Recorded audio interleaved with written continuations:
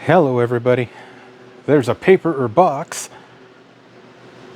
on the bench, and there's always a cotty if there's a paper or box on the bench.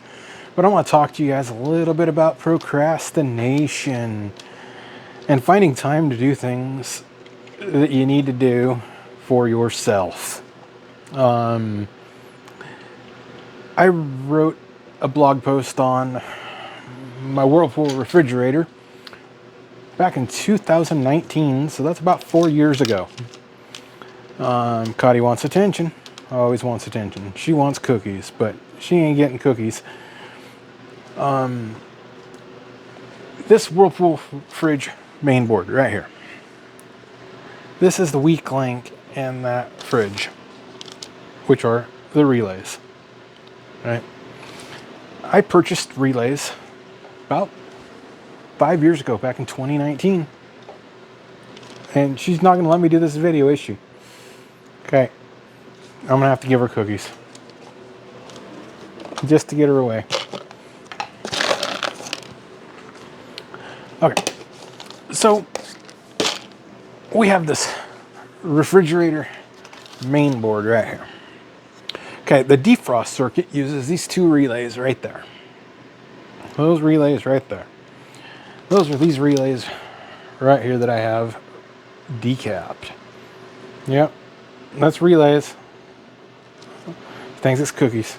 It's shiny. But yeah, these fail. And if these fail,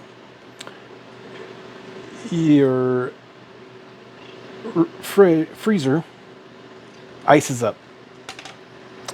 And if it ices up, you don't get any cooling in the refrigerator compartment.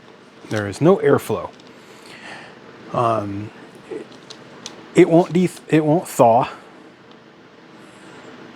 and you end up with spoiled food. So, if you want to save money, replace your relays.